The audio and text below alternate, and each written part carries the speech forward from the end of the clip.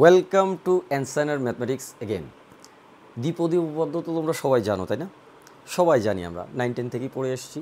তো চলো দ্বিপদী উপপাদ্যের আমরা সহগ নির্ণয়টা আজকে একটু দেখব, কিভাবে আমরা সংক্ষেপে এমসিকিউ করার ক্ষেত্রে এই সহগটা নির্ণয় করতে পারি 30 সেকেন্ডের ভিতরে। ওকে, আচ্ছা, প্রথমে এই জিনিসটা আমরা একটু বুঝে নেব কি হচ্ছে এখানে। আচ্ছা, সহগ নির্ণয় করার সময় সহগের 3টা টাইপের জিনিস থাকবে, 3টা টাইপ থাকবে একটা সহগের ভিতরে। টাইপ 1 হচ্ছে একটা সমাবেশ থাকবে, সি যুক্ত পদ। সেটা কীরকম? সেটা হচ্ছে এই ধরনের জিনিস, এন সি আর। এটাকে আমরা সমাবেশযুক্ত পদ বলে থাকি জেনারেলি।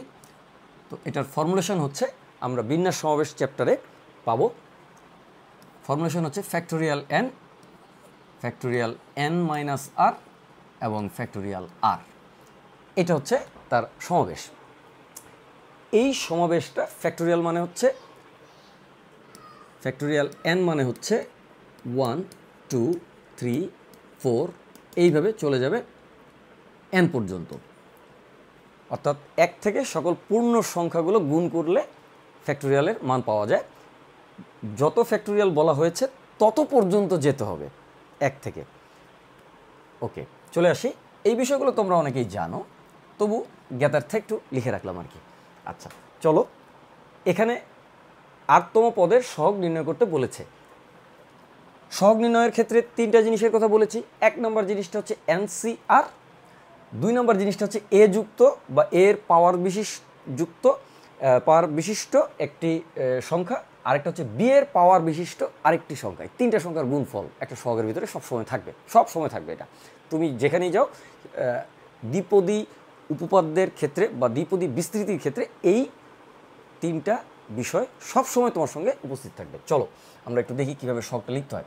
প্রথমে এই আরকে নিয়ে আমি একটু কালারটা চেঞ্জ করে নিচ্ছি। এই আরকে নিয়ে আমাদের ভাবতে হবে। এখানে যতই থাকবে 5 10 3 যা থাক, তাকে 1 কমিয়ে নিতে হবে, অর্থাৎ 1 মাইনাস করে নিতে হবে। তার মানে এই আরকে আমাদের ব্যবস্থা করতে হবে এইভাবে r-1 দিয়ে। তারপরে ভাবতে হবে আরের জায়গায় r-1 আছে। তারপরে কি করব? তারপরে হচ্ছে এই সমাবেশটা আমরা লিখব। সেটা কি? সেটা হচ্ছে এখানে n এর জায়গায় n আছে, সো n লিখলাম, c লিখলাম। আরের জায়গায় তো অবশ্যই r-1 ভাববো, সো লিখে দিচ্ছি r-1। তারপরে কি করব? তারপরে এই এটাকে লিখব সবসময়। তাহলে প্রথমে সমাবেশ, তারপরে এ যুক্ত পদ, তারপরে বি যুক্ত পদ। এই 3টা পদের গুণফল করে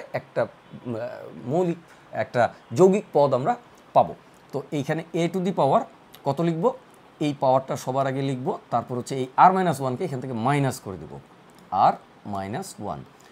তারপরে বিযুক্ত পদের ক্ষেত্রে এই r-1টাই সরাসরি পাওয়ার আকারে চলে আসবে। এটাই হবে হচ্ছে এই দ্বিপদী বিস্তৃতিটির 8তম পদের সহগ। ওকে, তাহলে কি করলাম? এবার আমরা এটাকে একটু সিম্পলিফাই করে নিচ্ছি। যদি সিম্পলিফাইটা পরীক্ষায় প্রয়োজন হয় সেক্ষেত্রে এটা কিন্তু করে নিতে হবে, কারণ এমসিকিউতে তো আমার ইচ্ছা মতো উত্তর হবে না, উত্তর হবে প্রশ্নকর্তার ইচ্ছা মতো। সো আমরা বিস্তৃতিটা জানতে হবে। উপরে কত থাকে? Factorial N. নিচে কত থাকে? এই যে এখানে নীতিমালা লেখা আছে সেই নীতিমালা অনুসারে এটা হচ্ছে। So n minus r-1, so এইভাবে থাকবে। আর এখানে থাকবে হচ্ছে ফ্যাক্টোরিয়াল r-1, আর এখানে থাকবে হচ্ছে a to the power n minus r plus 1, so n minus r plus 1। আর এখানে থাকবে হচ্ছে b to the power r-1। That is it. So পরের লাইনে আমরা সুন্দর করে এটাকে লিখে ফেলতে পারলাম। কি লিখলাম? এখানে থাকলো factorial n minus r plus 1, এখানে থাকলো হচ্ছে r-1 ফ্যাক্টোরিয়াল, উপরে থাকলো ফ্যাক্টোরিয়াল n। আর এই পদ দুটোকে এখানে লিখে দিচ্ছি a to the power n minus r plus 1, আর এখানে থাকছে হচ্ছে b to the power r-1। So এইভাবে করে কিন্তু আমি যে কোনো একটা এক্সাম্পলকে খুব সহজে, এক্সাম্পল থেকে দ্বিপদী বিস্তৃতির একটি এক্সাম্পল থেকে আমি খুব সহজে আমি কিন্তু সহগটা বের করে ফেলতে পারি। পদটা না নির্ণয় করেই বের করে ফেলা যায়, একটু প্র্যাকটিস করতে হবে। চলো আমরা প্র্যাকটিসে চলে যাই। সো এখানে আমরা দেখতে পাচ্ছি 2x - 3 টু দি পাওয়ার 36। এই দ্বিপদী বিস্তৃতিতে 14তম পদের সহগ নির্ণয় করো। বাহ, 14তম পদের সহগ। তাহলে প্রথমে আমাদেরকে কী ভাবতে হবে, 14 জায়গায় 13 আছে, 14 বিয়োগ 1 13, তাহলে 13 আছে, তাই না? এই যে 13, আমরা এই যে এটার সঙ্গে একটু কম্পেয়ার করে নিচ্ছি, এই যে আর থাকলে আর মাইনাস 1, সো 14 থাকলে 14 মাইনাস 1 মানে 13, সো 13 চিন্তা করতে হবে। তারপরে কী করতে হবে, তারপরে সমাবেশযুক্ত পদটা লিখতে হবে। সেটা কি, এই যে পাওয়ারটা আগে লিখতে হবে, সমাবেশের চিহ্ন, সমাবেশ এর ইংলিশ হচ্ছে কম্বিনেশন, সেই জন্য সি লেখা হয় আর কি। আচ্ছা আসো, তাহলে এখানে কত থাকলো, 13। তারপরে কি চলে আসলো, এরপরেই চলে আসলো হচ্ছে আমাদের এই পদের যে সহগ, এই যে এক্সের সঙ্গে যে সহগটা আছে সেটা চলে আসলো। সো 2 এর উপরে পাওয়ার দিব কত, 36 বিয়োগ হচ্ছে 13, তাই না? 36 বিয়োগ হচ্ছে 13, 36 তার থেকে 13 মাইনাস, তারপরে এই যে -3, অবশ্যই চিহ্নটা নিতে কিন্তু ভুলবে না, হ্যাঁ চিহ্নটা। অনেকেই করো কি তোমরা এই জায়গায় শুধু 3টা লিখে বসে থাকো, সো এই ভুলটা করা যাবে না। এখানে -3, তার উপরে এখন পাওয়ার হচ্ছে এই 13। শেষ আমার সমাবেশ লেখা, পরের লাইনে আমার উত্তর, সমাবেশের অংশটা লেখা শেষ। এ যুক্ত পদ অর্থাৎ এক্সের সহগযুক্ত পদ এবং ধ্রুবপদ উভয়ের পাওয়ার সূচক লেখা শেষ।